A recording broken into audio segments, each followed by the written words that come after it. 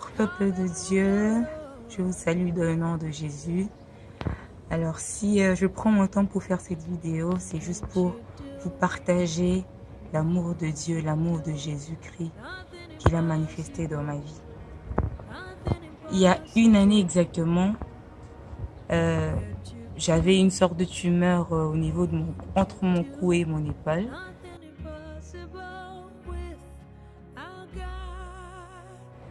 Et je ne savais pas, pendant environ 3 mois, je marchais avec. Je ne savais pas ce que c'était. Ça commençait à déranger ma voix. Ça commençait à... J'arrivais même plus à chanter, j'arrivais même plus à parler. J'ai commencé à avoir des problèmes d'ouïe et tout ça. Et jusqu'à ce que je suis allée voir un spécialiste qui me fait comprendre que, en fait, j'étais atteinte d'un cancer.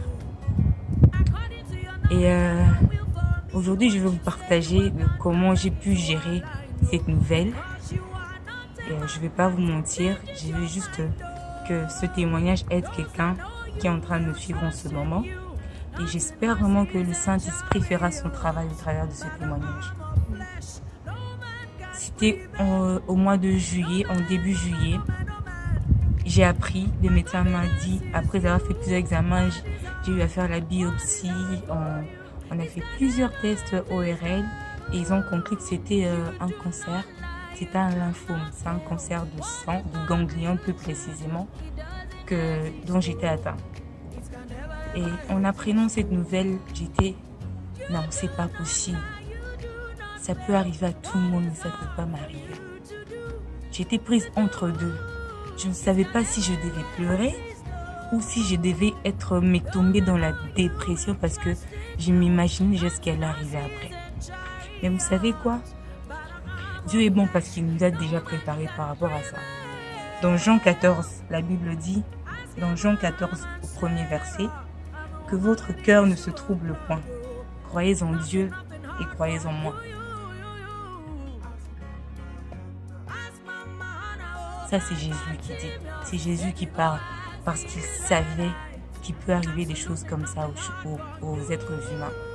Et il a préféré prévenir à ceux qui lui appartiennent de ne pas s'inquiéter, de continuer à croire en lui malgré ce qui arrive. Et je vous dis la vérité, quand j'ai appris cette nouvelle, je n'ai pas pleuré.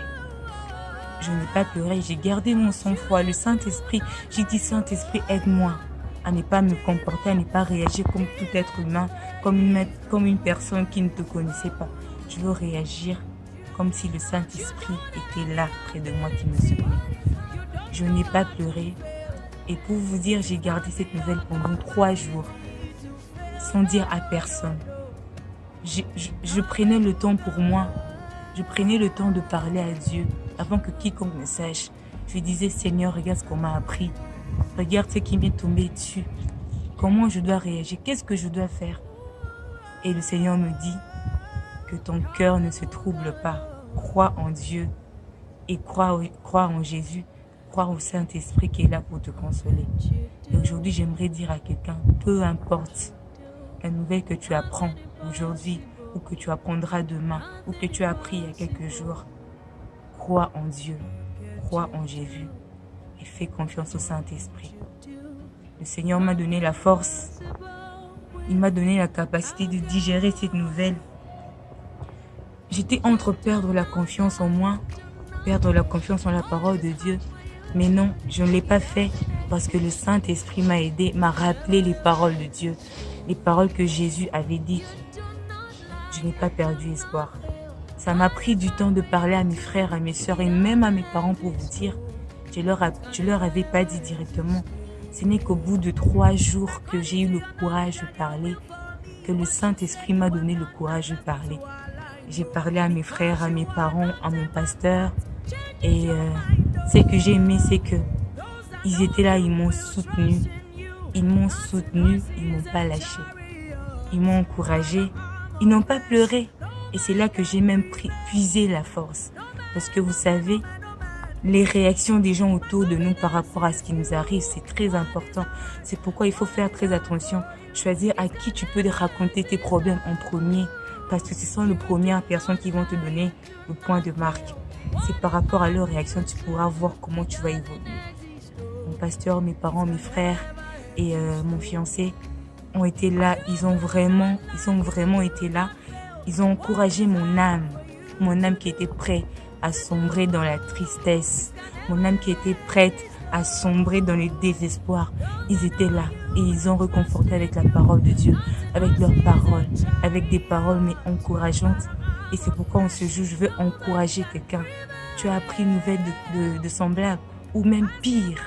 Je te conseille fortement à t'appuyer sur la parole de Dieu, à penser à la parole de Jésus et à croire que le Saint-Esprit sera là pour te consoler. Je vais parler au fur et à mesure de ce par quoi je suis passée.